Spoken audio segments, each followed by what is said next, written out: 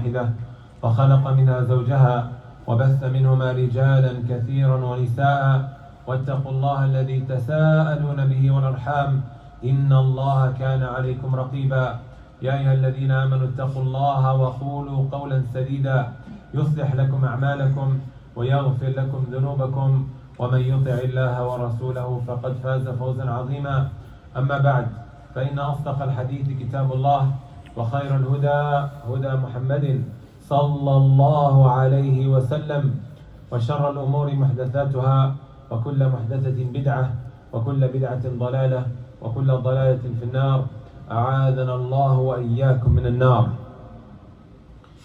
My beloved brothers and sisters, from the most common questions that I receive on a regular basis is one asking, why is it that I don't feel that connection with Allah subhanahu wa ta'ala?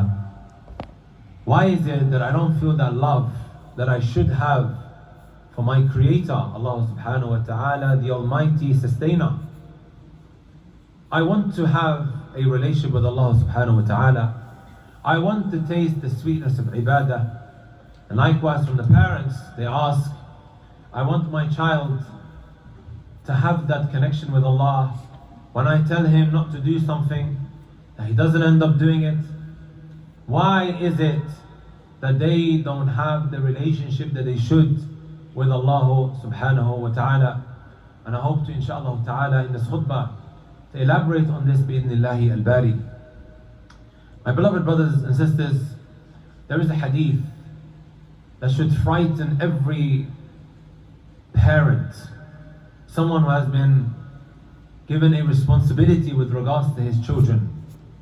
The Messenger sallallahu alayhi wa sallam, he said, ما من عبد يسترعيه الله رعيه يموت يوم يموت وهو غاش لرعيته إلا حرم الله عليه الجنة.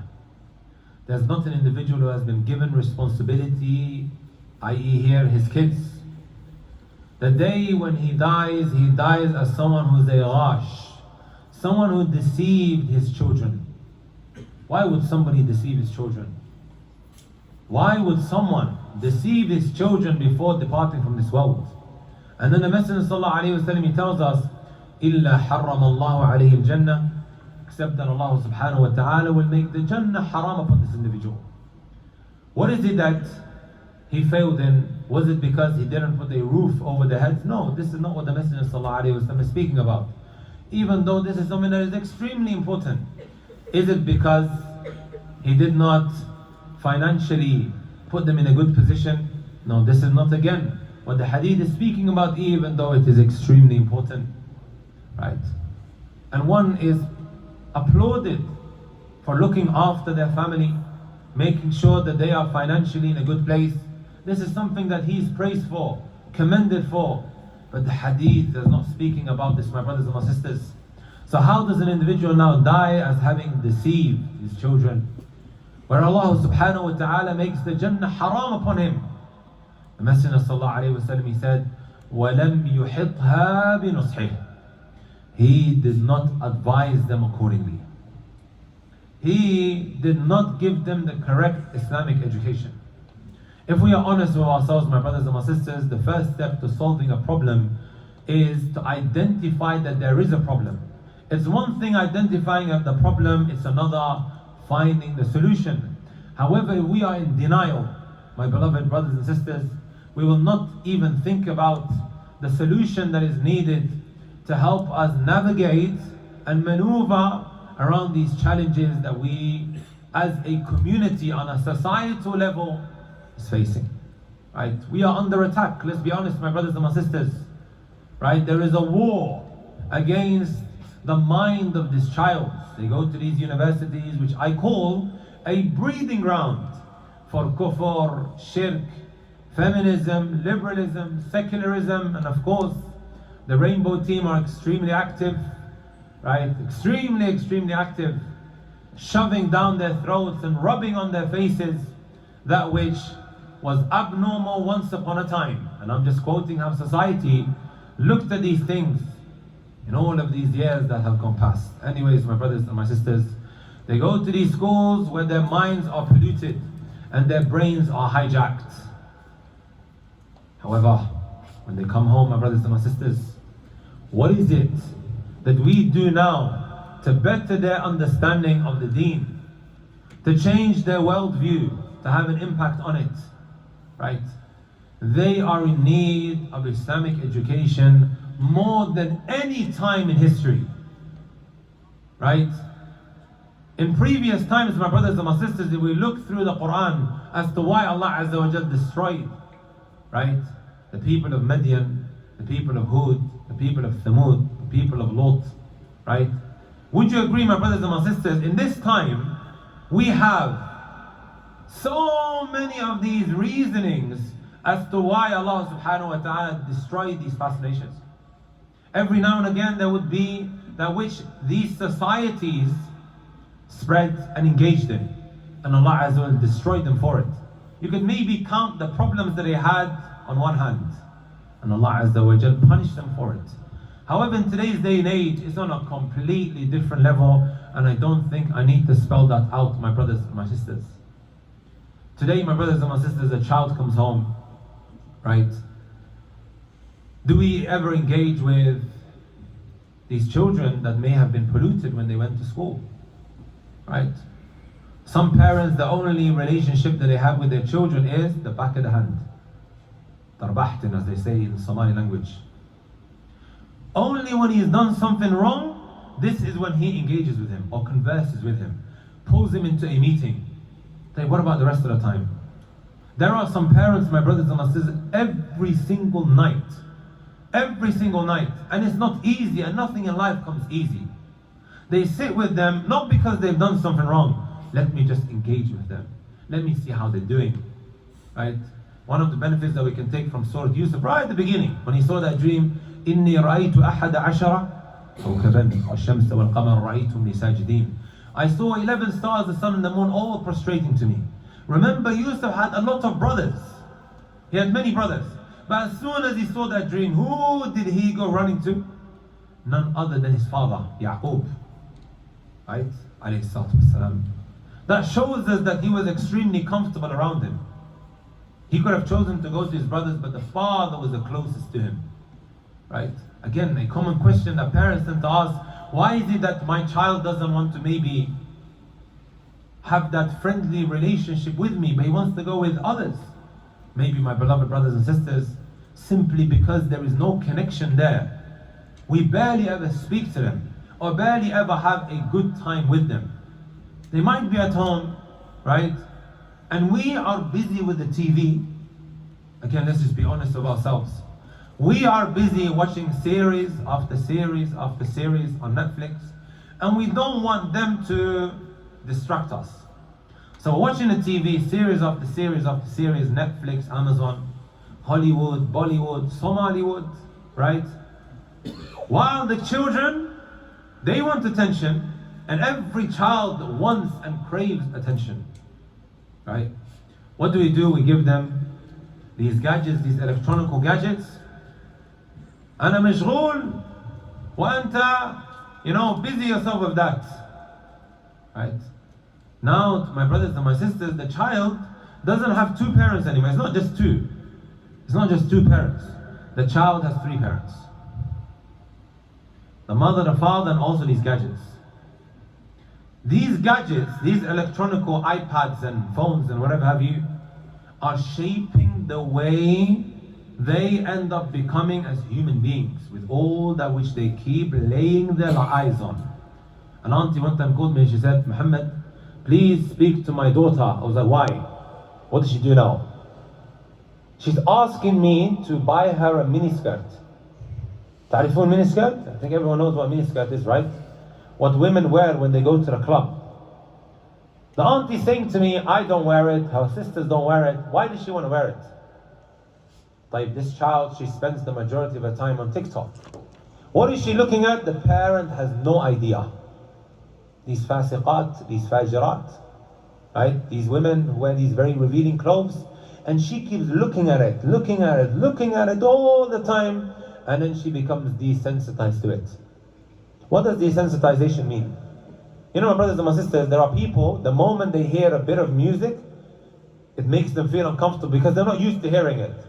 But maybe others, because they hear the music on the advertisement, on the TV all the time, it just becomes like normal. Nothing moves inside of you. A lot of people will testify to this. You go for Umrah, you spend 3 months there or 2 months there or 1 month, and then you come back, you walk in the subway, right? And then you hear a bit of music, you feel uncomfortable, right? But then after some time, because we're in this environment and our heart keeps being penetrated, right, and pierced into with the environment that we live in, again it just becomes normalized, right? This is just how things are. Ala kulli hal, my beloved brothers and sisters, especially at this moment in time, where we live in a very sexualized society. Everything is telling you, hey Talak, let's get it on, let's come and do haram. Right? We, not just our children, every one of us here, we are in need of revisiting, right, who Allah subhanahu wa ta'ala is. The more we learn about Allah subhanahu wa ta'ala, my beloved brothers and sisters, as some of the righteous scholars of the past would say, like Ibn al-Qayyim, من كان لله أعرف كان منه أخوف ولعبادته أطلب وعن معصيته أبعد.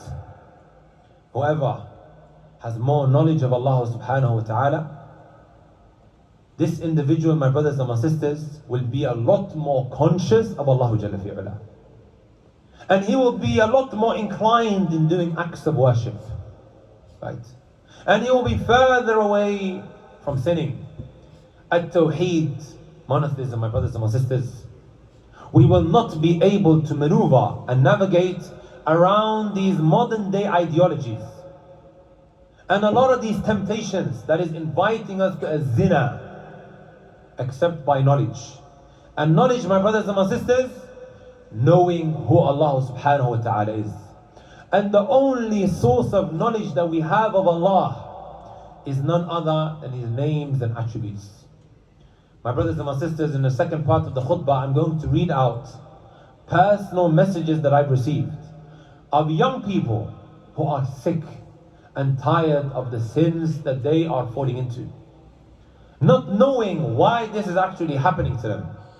Right? أقول ما تسمعون وأستغفر الله لي ولكم ولسائر المسلمين فاستغفروه إنه الغفور الرحيم.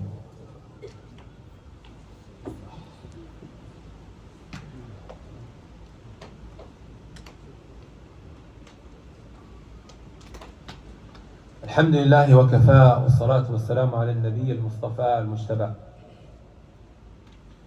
You know, my brothers and my sisters, a lot of the time what happens is,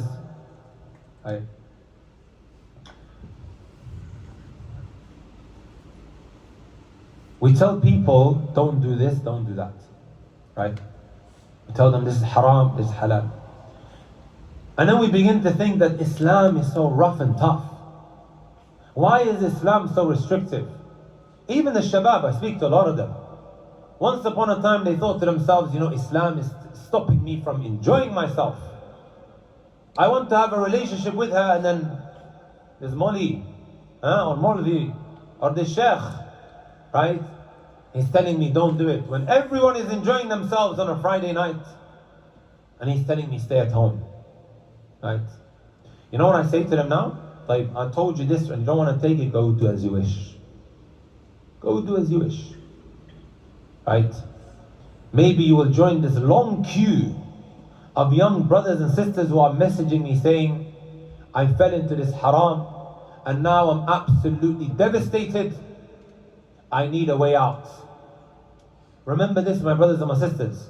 Everything that Allah commanded you with and told you to stay away from, it is in your own best interest, whether you see it or not. Right?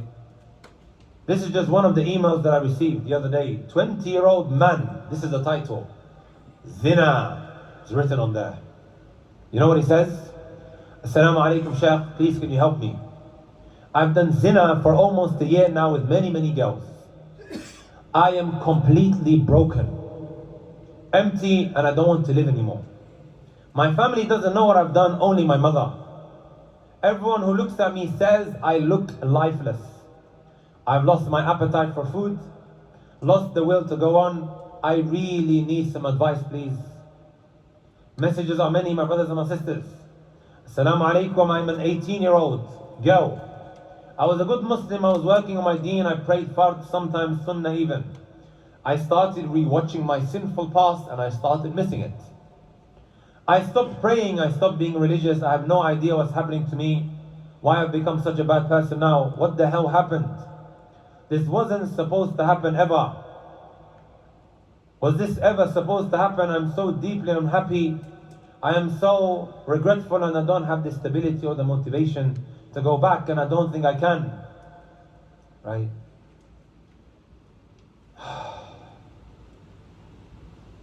Messages after messages after messages. Hi, my name is, and then she says her name, I'm 16 years old. I'm going through a lot of pain, depression, stress, sadness. I truly need your help. Please help me. I was in a haram relationship. I fell in love very hard and he left me. But I still love him. I cry every night knowing nothing will work out. I pray I want to have a relationship with Allah. I want to be better, but shaitan is not letting me. Sometimes, or something always happens when I try to be a good person. I watch your videos most of my times. I truly need your help. Help me, make dua for me, I'm still young. Kathir. Many messages like this, my beloved brothers and sisters. Right? This quote was, "Man kana lillahi a'raf, kana billahi akhwaf, wa ila ibadatihi atlab, wa an ma'asiyati ab'ad." The more knowledge we have of Allah subhanahu wa ta'ala, who He is, right? The more, my brothers and my sisters, one will be conscious of Allah. And the more he will be inclined in doing acts of worship, and the further and more distant he will be from sinning. Let me give you guys a number of examples, my brothers and my sisters, how internalizing the names of Allah subhanahu wa ta'ala has an impact on our day-to-day lives. Let's be honest here, there are people that we respect in society today. A lot of the shabab, they really like this guy, and I'm sure some of the parents know who he is as well. They really like Andrew Tate. Right? Why do they like Andrew Tate? Because of all the things they came to know about him. By the way, this is not an endorsement. This is just me giving an example for relatability. Why do they like listening to him? Because of all of his accomplishments, the way he carries himself. Yesterday I asked a young brother, why do you like him? Because he speaks the haqq, speaks the truth. Young brother came from Belgium. I asked him, I said to him, the reason why you respect him is because of all the things you came to know about him. Because yeah, of course. I feel like I know him a lot better than maybe 2 years ago. Sahih. My brothers and my sisters, likewise. Why does a young brother marry a specific sister? Why does he love her more than everyone else? Because of all the things he came to know about her. So this is just natural human instinct. We love people, we respect them, right? Simply because of all the things that we came to know about them. When we are in their presence, we will not disrespect them. We will not speak out when they are there, simply because of the respect that we have for them. Not that I'm trying to compare any of these people now to Allah, right? But my brothers and my sisters, how do we expect to have a connection or to love Allah subhanahu wa ta'ala when we know absolutely nothing about Him? Today we might say to the child, memorize Quran, do salah. He doesn't even know who he's praying to. لا يعرف عن الله شيئا. So he eventually will end up rebelling. You're telling him pray to who? Who is this Lord that I'm praying to? No one is doing it at school. Okay, this Quran that I've been forced to memorize, what am I doing? لا يعرف عن الله شيئا. Doesn't know anything about Allah subhanahu wa ta'ala. So how is it supposed to impact him, my brothers and my sisters? Right?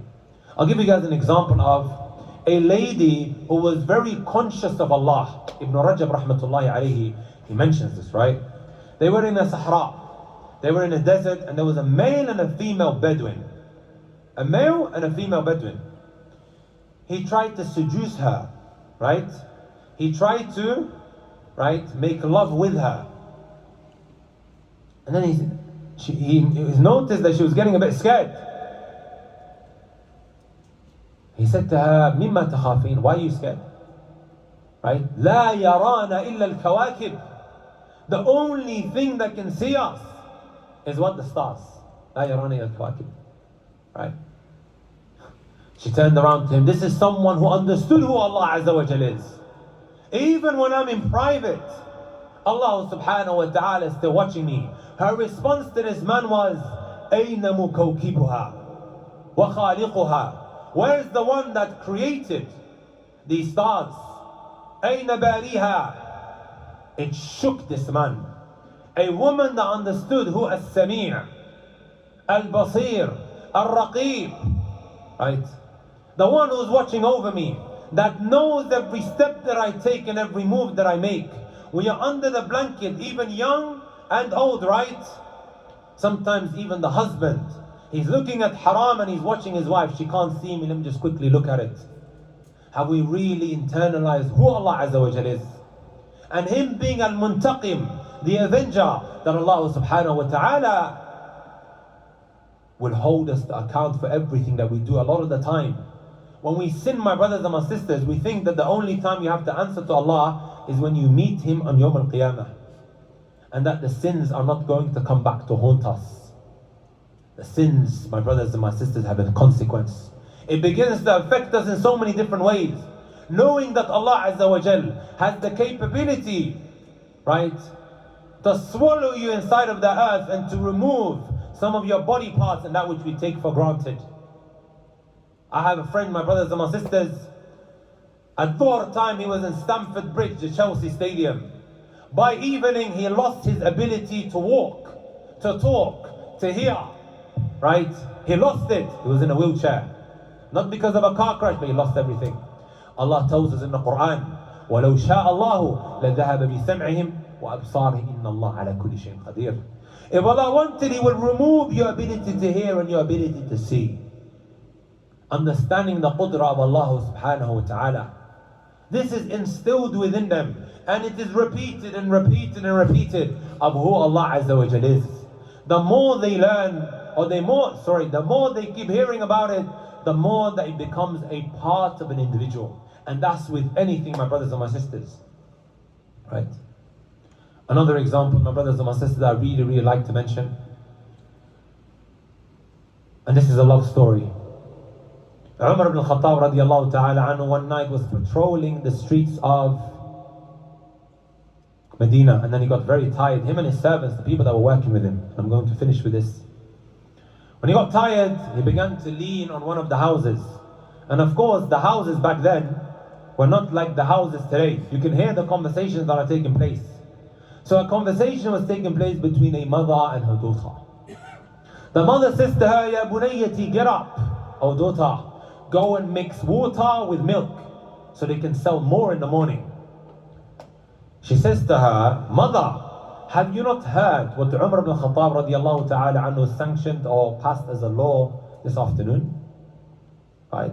What did he say? She asked her, that you cannot mix water with lebanon, water with milk. Bearing in mind, my brothers and my sisters, something that Ibn al-Qayyim says, just to give you an idea, how Allah subhanahu wa ta'ala will open doors for you because of your tawheed. He said, التوحيد يفتح للعبد باب الخير والسرور. Because of your relationship with Allah, because of your tawheed, your monotheism, right? Allah will open doors of happiness and goodness. Look what happens to this young lady. Because of her tawheed, she said, right? Umar said this afternoon, Mother, we can't do this, haram. Right? She said to her, oh daughter, nobody can see you, not Umar or any of his servants. Get up and mix the water with the milk. She said to her, right, a statement that should be written in gold. If Umar can't see me, in kana la yarani Umar, فَرَبُّ عُمَرَ يَرَانَا. If Umar cannot see me, but the Lord of Umar ibn Khattab radiallahu ta'ala can see me. Umar is listening to this conversation. What does he do? Did he drag the mother out of the house? No, he didn't do that. He went home next morning. He lined up his children. Who's ready to get married? SubhanAllah. This young lady was inside of her house. Miskina. that she internalized who Allah Azza wa Jal is. Right? Sometimes our sisters may say, Wallahi, if I don't wear makeup outside, or if I don't show some of my skin, who's going to find out where I am? Wallahi, there was a sister that came up to me, I just came back from Canada, in Montreal, and she said, she wasn't wearing hijab at the university. She came with her 3 friends, they were all wearing hijab except her.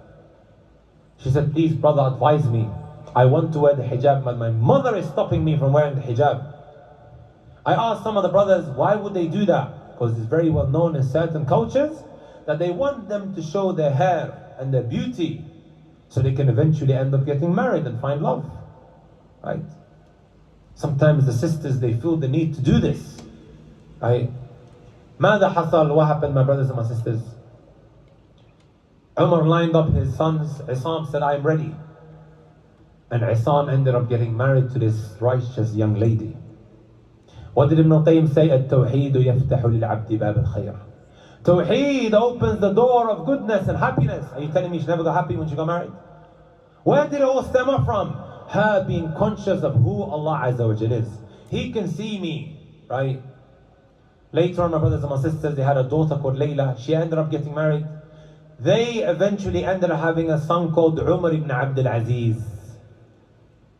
Umar ibn Abdul Aziz doesn't need an introduction. Today when the scholars, they talk about the 4 khulafa, even though he was number 8 after the Prophet, they mention him as number 5 because of how righteous he was. Understanding, my brothers and my sisters, and I'm going to quickly mention this, I really want to mention it, right? That Allah is adil. Allah Azza wa Jal is fair and just. Someone wronged you. Sometimes we feel the need to repel the bad with another bad. 2 wrongs don't make a right. Not realizing that Allah subhanahu wa ta'ala is watching and He will give you retribution. The same way Allah Azza wa Jal gave retribution to Yusuf alayhi salatu wasalam. Right?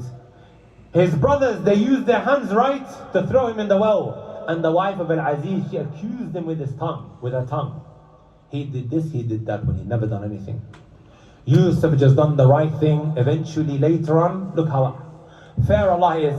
The same hands that they used to throw him in the well, it was the same hands that says, وَتَصَدَّقْ عَلَيْنَا. Be charitable towards us when the famine struck. And then later on, that very tongue, she admitted that she was wrong. And she testified that he was actually the one in the right. This is Allah, and this is what He does for His servants when they do the right thing. ربنا آتنا في الدنيا حسنة وفي الآخرة حسنة وقنا عذاب النار. ربنا هب لنا من أزواجنا وذرياتنا قرة أعين واجعلنا للمتقين إماما. ربنا اصرف عنا عذاب جهنم إن عذابها كان غراما إنها ساءت مستقرا ومقاما. سبحانك اللهم وبحمدك أشهد أن لا إله إلا أنت أستغفرك وأتوب إليك وأقم الصلاة.